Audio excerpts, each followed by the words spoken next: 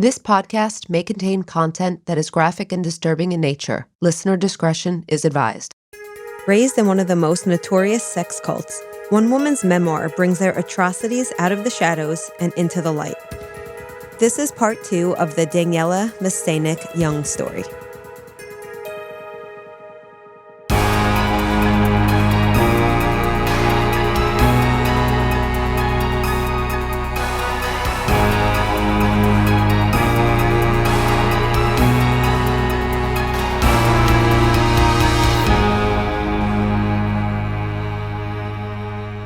Hey listeners, thanks for joining us today for part 2 of Daniella Mestyanek Young's story. Now, if you have not listened to part 1 yet, we urge you to do so because it provides a lot of context around this continued conversation. So if you haven't listened, go ahead and check out our episode from last week. For those of you who have listened, we hope you enjoy part 2 with Daniella. So in the summer of 2009, she started basic training. And while she admits this was good for her because she liked the discipline and she was strong and she was good at it, she quickly began wondering if maybe she had made the wrong decision and perhaps this was not the best fit for her. In Uncultured, it starts off with the prologue. I'm in basic training and I'm having this realization, I've just joined another cult. And this wasn't necessarily like a bad or a scary thing to me at the time, because I'm like, I chose this, right? This is a good organization. And most significantly, I know how to do this. You know, I have the leg up on everyone else here because I grew up in a setting like this, essentially. And I noticed right away in basic training that, like, this is what they are doing. They are breaking us down. They are building us up. You know, military, modern day army basic training was created by 4 psychologists who studied abusive relationships. And it is literally patterned on that. So, you know, these days they don't, for example, physically assault you anymore. They just make you do it to yourself. So they just make you do push-ups until you collapse. And then they yell at you and then they give you the small acts of kindness and all of the steps that it takes. So I was definitely able to see that. But to me, it was just, this is fine. This is a good experience. This is what I signed up for.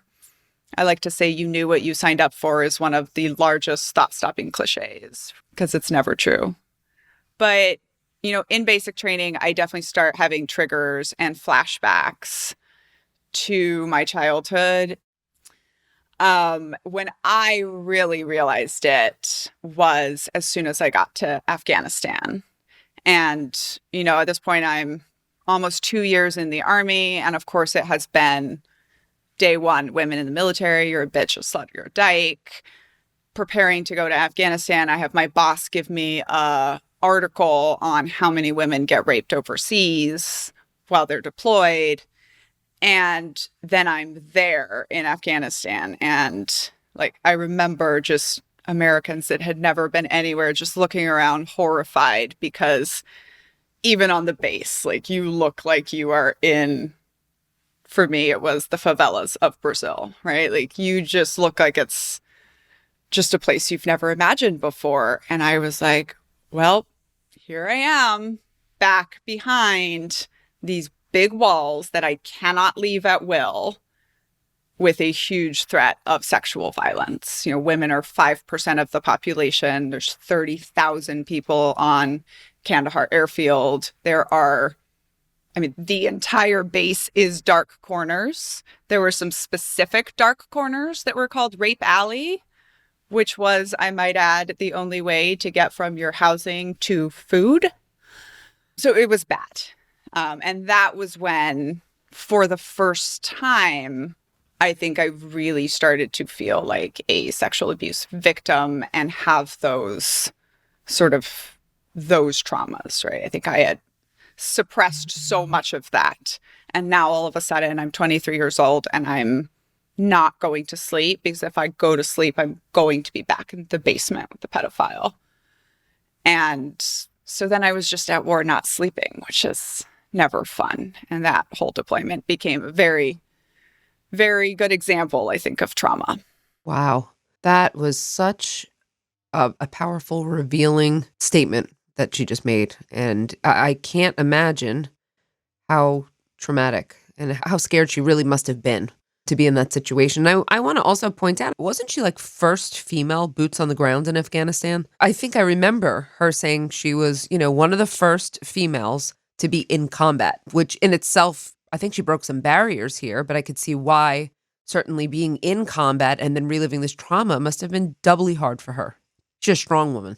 I find it so interesting that at first it seemed that her experience in the cult would make her a good recruit because of her ability to be disciplined, and she's strong and she can get things done. But it's also clear that it brought up a lot of trauma for her. And now she's experiencing PTSD. She's being threatened with sexual violence yet again, and she's isolated.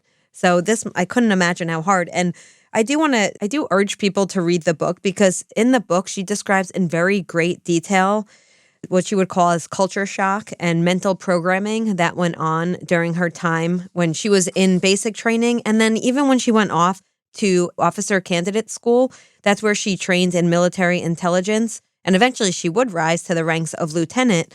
But she does a great job of paralleling the experiences she has with her experiences in the cult. Amy, I have another question as well. I know that Daniella discussed the threat of sexual violence that was around her. Did she discuss in her book, was she a victim of sexual assault when she was in the service? Yeah, she absolutely was. She endured several instances of sexual assault, but she would never report the crimes because part of it is due to the Army culture at the time, and she was terrified of being blamed. And Meghan, it wasn't just the acute threat of sexual assault that women faced in the military. There was also the daily discrimination. Having women in combat was still experimental. It was early. We're talking about 2011, and then she was back in 2014 when she served in Afghanistan. So she was really making waves, and she was a pioneer. The U.S. military debated for approximately 243 years, like, are women good enough to be men? Presupposing that only men can fight, right? And it's like, so then we get out there and we realize, oh, well, when both men and women are trying to kill you, it makes a lot of sense to have both men and women trying to keep you alive. I do suspect that experiment was designed to fail and was designed to sort of, there's political pressure to put women in combat. So we're going to do it. We're going to lose a few. Americans won't have tolerance for this. And it will be proven that they can't hack it. And of course, we showed the opposite, and there was drastic change in a decade, in the last decade of the war. That moment, right? So we're going to a village. I'm the only woman on the team. And I always contrast it that, like, the men saw that the sand looked funny, which I would never have noticed in a million years. And I noticed that there were no women and children. And the reason that I noticed it, we get briefed on this all the time. Nobody ever steps outside the wire without being reminded, hey, if you don't see women and children, that is a danger sign. And I'm sure they were going to get there at some point, maybe after we tripped the IED, right? But subconsciously, I looked forward to seeing the children, the women and children, because I'm 5% of the population on base as a woman, and you don't see children for a whole year if you don't leave the wire. And so they would see me, they would recognize that I was a girl, which adults couldn't do, but the children could do, and their eyes would light up. So it was this thing, like, I didn't even recognize why I was feeling the spidey sense until I did. But, I think when we talk about, like, diversity and inclusion and perspective, it's really about, like, there is no way to do it without having a seat at the table. Because even if you had asked me, okay, tell us from your feminine perspective what we need to know, this was subconscious, right? This was the sixth sense, or whatever they like to call it. Like, we have to be there. We have to be in the room and be empowered to speak up. Sorry, this is my soapbox, so I'll stop. I rather appreciated her soapbox. I did too. And it's so interesting about the children knowing that she was female, because remember, when you're in combat gear, it's very hard to tell who you're looking at. And it's so amazing that there's somehow this connection that children were able to tell that she was a female. Yep. And I think she brings up such an important point, and it highlights the fact that women and men just have different experiences and they have a different intuition. Mm-hmm. And I think the point she brings up, the more diverse voices you have, the better, because everyone comes from a different lived experience. And the more people around the table or the more people on the battlefield, the better off you're going to be. For me, it was actually interesting hearing Daniella talk about, we just presupposed that women couldn't fight, but of course women can fight as well. I used to see the roles of females and males as a bit different in terms of law enforcement, as it pertained to myself as well. I saw that I was better at certain functions, and I still think I was, than my male counterparts, and perhaps they were better at certain things than I was. But I always thought together we made a better team, but I think Daniela only highlights that and highlights that we can also do a lot of the same things that it just was never assumed we could. And I think this is why diversity in general is very important. Not only were things difficult for Daniella because of the discrimination she was facing and the sexual violence, she was also going through a contentious divorce. In addition, her separation with Jeff, she also had a medical scare. So there was a lot going on for Daniella at this time. And it came to the point where she decided it was best for her to just leave the army. It wasn't serving her the way that she had expected it to. And it was, quite frankly, a dangerous place for her. Mm-hmm. Daniella decided to pursue graduate study in industrial and organizational psychology. She was also recognized for the work that she did while she was serving the army. And in 2014, she received the very high honor of the President's Volunteer Service Award. After she came home from Afghanistan, Daniella had a story to tell. Not only did she have this upbringing in the Children of God cult, she also had this experience, and she started drawing the parallels between the two. And so just last year, Daniella's memoir, Uncultured, was published. When we were talking to Daniella, she talked a lot about how she took her power back. And I thought that was a really interesting theme that kept emerging. So we asked Daniella to talk a little bit more about how she feels that the experience of publishing this book helped her get her power back. The cover of Uncultured, everyone says, is very arresting. And it's, this destroyed photo of a very young child. It looks about a 6-year-old. It's actually a 2-year-old. It's just, stretched a little bit because it's ripped. And that's me at 2 years old in the family's largest compound in Japan, where basically we all just lived to be these actor and actresses. And, to me, that picture was always the one picture that was, okay, this is a cult, right? This is me being trafficked, and nobody can really say otherwise. So it was a very uncomfortable picture for me. And my one requirement when I started this book was do not put my face on the cover. I am not writing that kind of cult book. And the book is very emotional, and the, team around me felt that that photo needed to be used in some way. And so that kind of started this very deliberate journey for me of, felt very exploitative. Of course, anytime you write your stories of trauma, you get accused of sensationalizing or just wanting to make money, especially from people very close to you or in your community. And I was dealing with this both on the cult side and the army side, where, when you leave the army, you are allowed to choose one of two narratives. You are allowed to choose to be proud of your service, or you are allowed to choose to be disgruntled, but not both. And I referred to earlier, they would tell us in the army, you're either a bitch, a slut, or a dyke. And this is at a time when being gay will end your career. So this is very much a threat. And I like to say nowadays, no thanks, I choose all three. You don't get to tell me who I am. You don't get to tell me what stories I get to tell. So I'm going to tell proud stories of being the only woman out on the sand and the way I helped save people's lives and desegregated the military by gender. And I'm also going to show you me getting pulled aside by my boss and being told to watch my back against 25 American soldiers, because I also want to talk about rape culture. And wanting to talk about rape culture has nothing to do with me being proud of my service. And so, especially as I was wrestling with this with the military And this is right, Kandahar and Kabul are falling to the Taliban, just for sense of timeline, right? So as veterans, we're all struggling with what did we do? And I was also going through this now on the cult side with the photo. And eventually I just had this moment where I was like, yes, they were exploiting me. That is a photo of child trafficking, but I own it. I own that photo. I will put it on a cover and I will go make a bunch of money with my book. And so, I also have describing punishments when they would put us on silence restriction. You would have to wear a sign on your chest so that everyone in the commune knew sort of to ignore you and exclude you. And one of the signs would be, don't talk to me, I'm disrespectful. So I put that in a book, copyrighted that book. I now own that phrase. I put it on a t-shirt with a really sassy logo of a woman's profile with big earrings. And, that is my revenge on the aunties.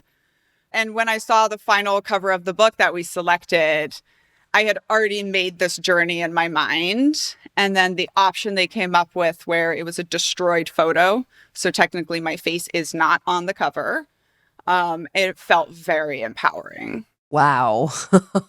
Yeah. Meghan, you've seen the cover of the book, right? I have, and I think it's so perfectly fitting. And the way she explained it and taking this photo back and making it hers.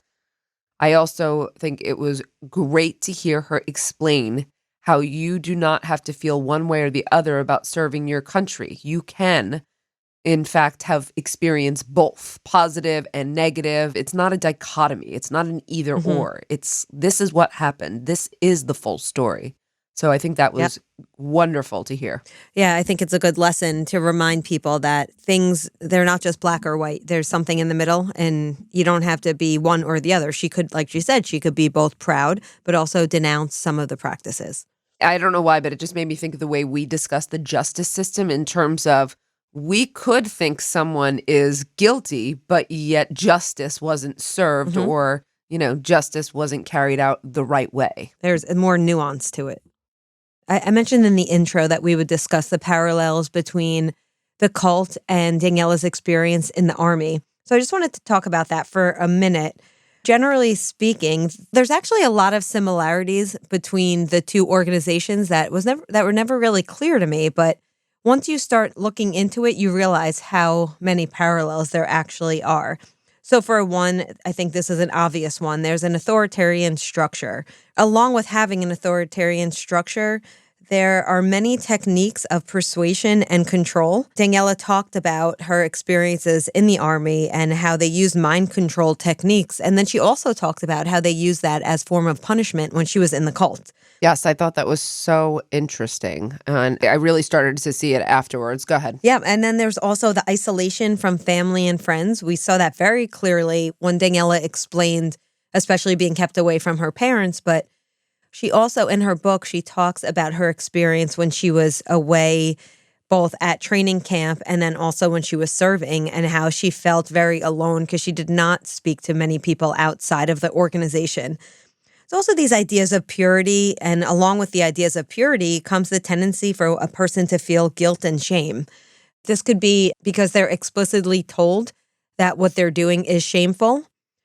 We can see this in the army when she talks about blaming the victims, and that's why she didn't feel comfortable coming forward with her experiences of being victimized, because she felt shameful, because she felt that they would blame her in some way because of perhaps of a way she was acting. Right. And that was also very clear in the cult. There's also dependency on the group, and along with dependency on the group becomes fear of leaving that group. So these powerful group pressures are very clear when Daniella spoke about the children of God and why everyone seems to just go along with things, even when they did not seem right to people, or maybe even just turning a blind eye to it. And then in the army, there was also clear indication of the pressures that she felt from those around her, especially the way she felt being a woman in the army.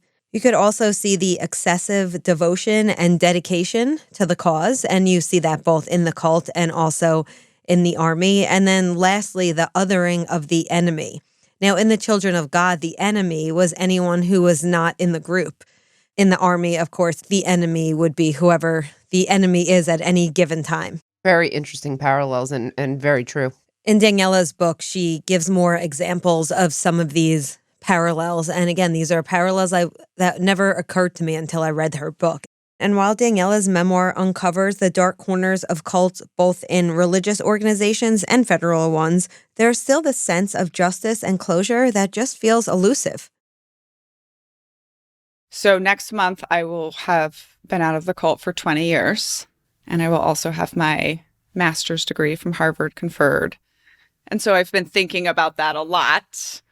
You know, I think the story of Uncultured in many ways is me believing that I can outrun the trauma. And physically running is actually a huge theme. But really thinking like, if I'm quiet enough, if I blend in enough, and if I'm successful enough, like one day I'll be okay. One day I'll be happy. And, you know, when captain in the army isn't enough, it gives you that myth of success. You know, and I kind of describe a bunch of us as we did it all right. You know, we were not there's a group that got out and partied and stripped and did the desperate thing people do to get their lives together. And then there's the ones of us that, in quotes, did it all right. And all of us are still sort of falling apart in our 30s and 40s. So I think, you know, really that journey of healing for me mostly happened after the book ends. You know, you get a little glimpse of it in the epilogue. But I think one of the best things I've heard is that you're healed when you stop wishing you could get a do-over. So, you know, I have a very, very lovely life and it's quite free of trauma.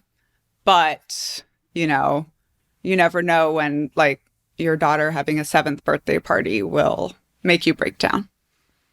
And I think just accepting, you know, that this is what I live with. And, you know, that was really why I wrote the book. Lost many friends and family in writing the book. And for me, it was, you know, I want this to have meaning. I didn't get a choice about surviving any of this, but if I can make it meaningful, that will do something. And honestly, at least 10 or 12 people have had their therapists read it.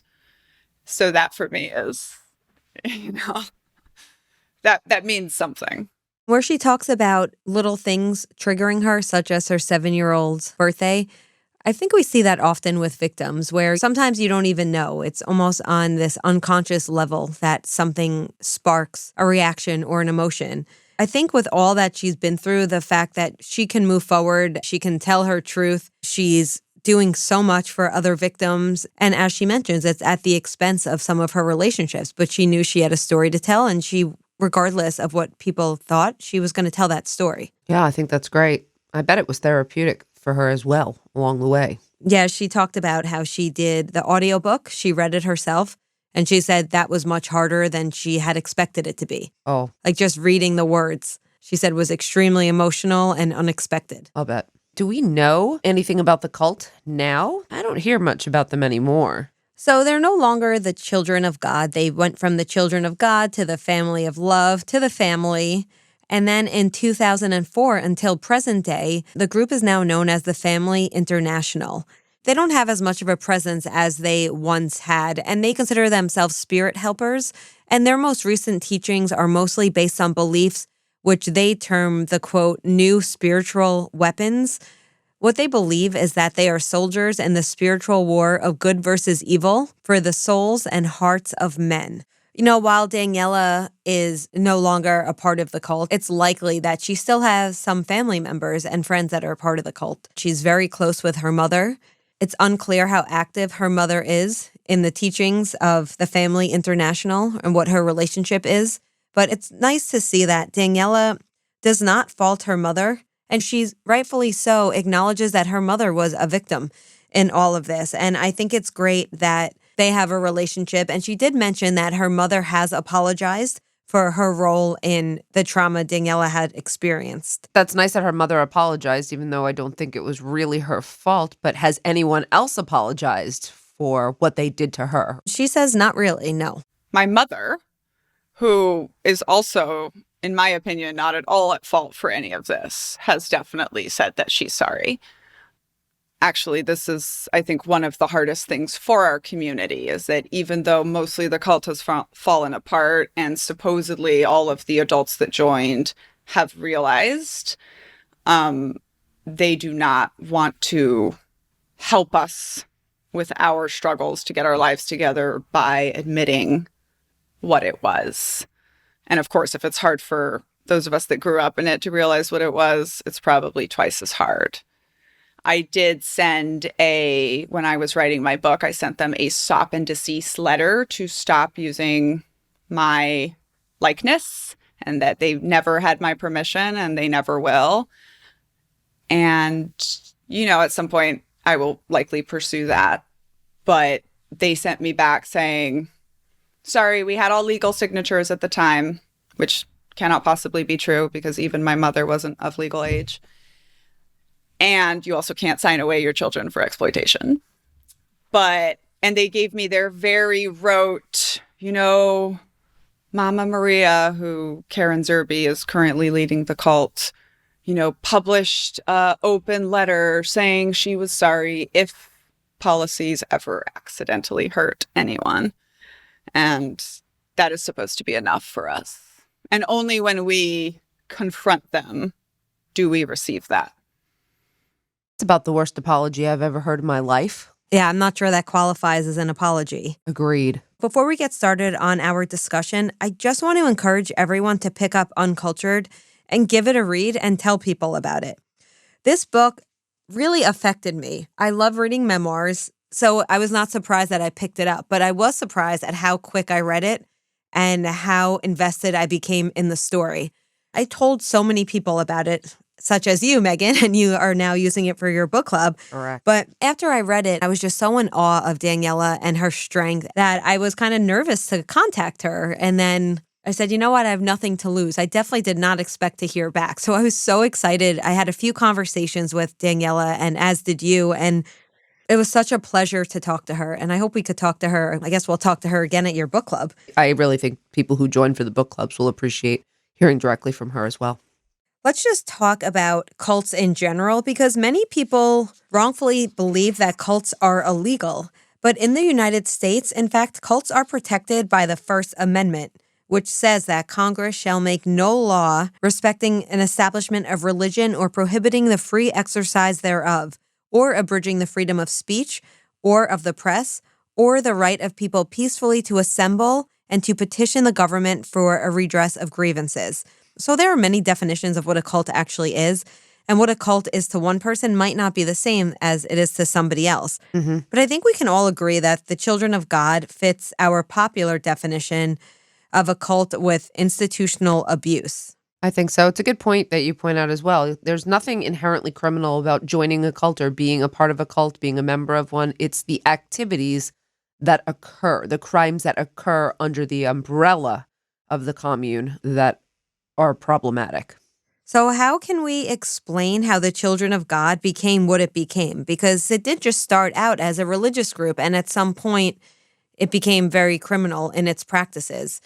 And it's interesting and Daniella talks about this idea of groupthink and how, groups, even if you think something that's going on in a group is not necessarily above brow, you'll just go along with it because everyone else is going along with it. And I think we see that a lot in these situations. I think it starts out, you can probably look at it as a function of strain theory, right? It starts out of certain people are not able to conform really to mainstream America, or maybe they don't want to. And because of that, they respond in ways that Robert Merton, who developed strain theory, one of his ways that he explained the responses was that of rebellion. So rebellion is a form of response to strain when people substitute their own value system in. So you might say that's what happens with cults. People join together who are facing like they're on the outskirts of mainstream America, just not finding success there, not finding happiness. And so they substitute a new value system in. And I think that's really how you explain how cults form. and kind of cultural theory. It's a different culture. They develop a culture with different values, different goals. Part of it is explaining why that happens, but then there's the other part, like you said, that you're trying to explain how it gets from maybe well-intended to criminal. And it might be more than groupthink. It might be that some of the originators or people, the founders, developed this with the idea that they were going to perpetrate these crimes, but they were going to try to legitimize them. Recall that Berg did have a history of inappropriate sexual relationships with children. So yes, there's a very strong chance that Berg did start this thinking that he'd be able to continue with his criminal behaviors under the guise of a religious group. Yeah. Can organize it and make it legitimate, but do most of the people who joined had a different idea probably. Yep. That's how I see it as you explain how this happens. And then of course Berg would have recruited people who would both serve the purpose, and then he would also recruit people who were like-minded with him, and I bet he could spot those people out so that he could institutionalize the practices. We were curious about why cults are so hard to stop, especially when it becomes so clear that cults like Children of God perpetuated so much harm against its members. You would think that's all it would take is one person exposing it. But cults continue, and a lot of cults still operate in a similar way that is harmful to its members. So we asked Daniella, why does she think it's so difficult to eradicate cults? I think something people don't realize about the Children of God, like it was 10,000 members around the world. It was highly organized, highly efficient. They sang at the White House twice. Like they had connections, they had power. And, maybe one other thing maybe is sort of America's obsession with cults too. I think about how The Duggars was a TV show. I mean, I just watched that horrified. And now, of course, you have a Duggar coming out with a big book saying it was a cult. And, there's something there, I think, that maybe prevents the justice mixed with all of the other things that you mentioned, of course. And, also the fact that children in America don't really have rights, and America's never signed on to an international rights agreement for children. So that makes it very, very difficult because children are whatever their parents want them to be. I don't think we'll ever have justice. One of my questions for you, which I don't expect an answer, but it's just, as criminologists, why is it so hard to pursue cults or to help the children? We were raided in 4 different countries, tried to act against Children of God, and in every case, the children went back to the group that is famous for pedophilia for God. So, they played it very smart. They left the US, they changed their names, they spread all over. For me, I think for a lot of us, because it would be so symbolic if our largest pedophile was not in the Rock and Roll Hall of Fame, that would be great. But, we know we're never getting sort of money or seeing them in prison. There have been 2 convictions. The UK got rid of statute of limitations for sex crimes against children. So there have been 2 convictions for that. But in most cases, we do not even know the legal names of our abusers. So that's another thing that makes it very, very difficult to try to pursue any form of justice. And, I think for the last 20 years, I've wanted to understand more than I wanted to be angry.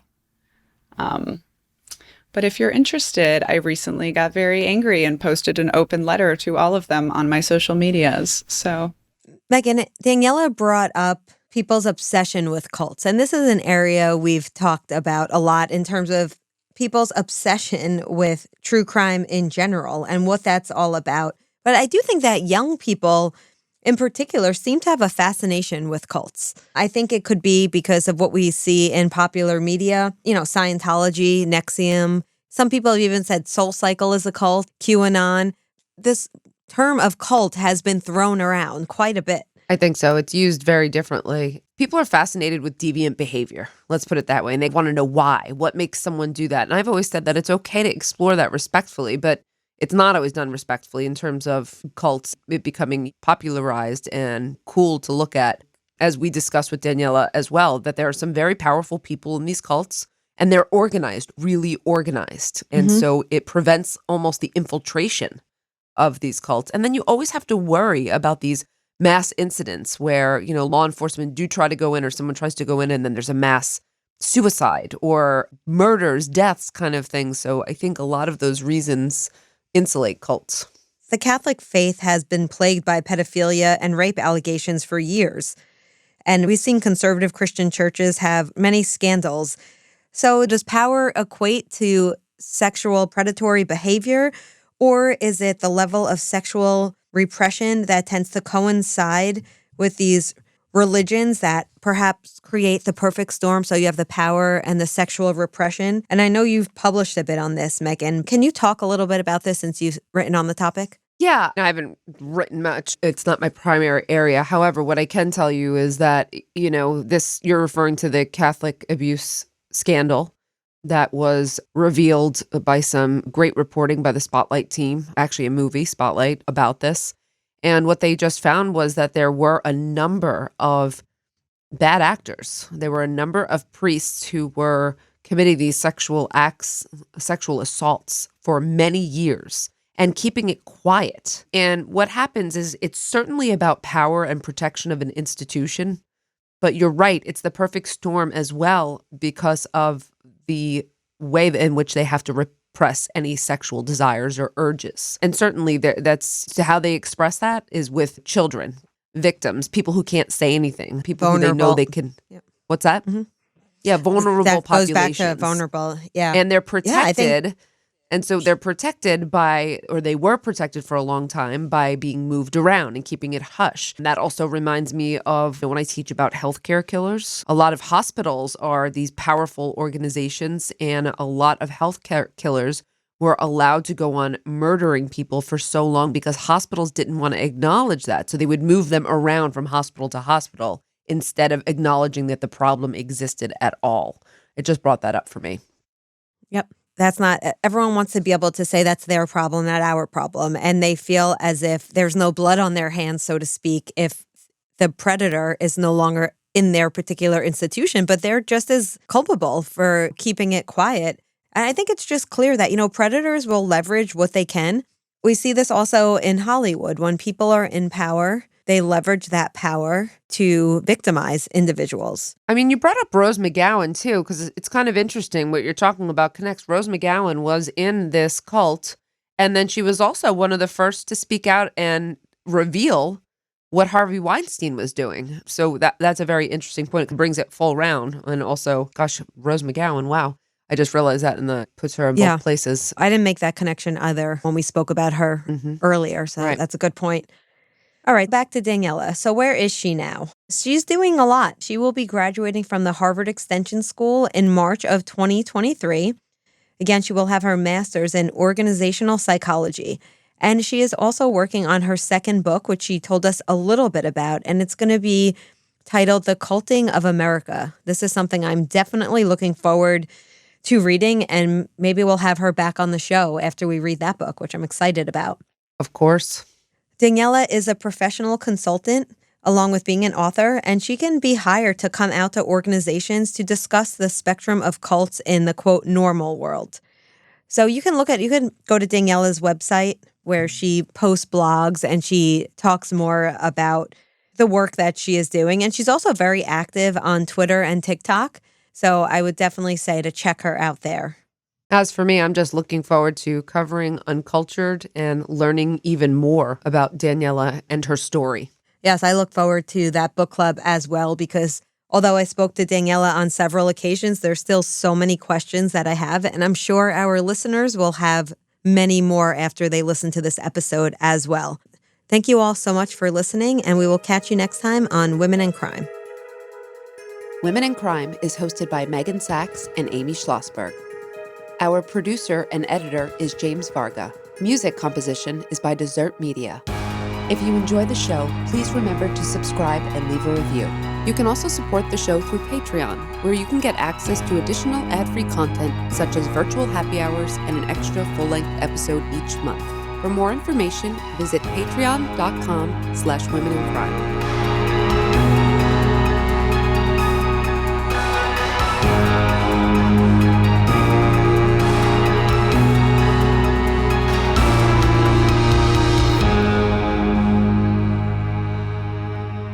Sources for today's episode include an interview with Daniella Mestyanek Young, Daniella's book, Uncultured, a Memoir of Cults, War, and Belonging, davidberg.org, and childrenofgod.com.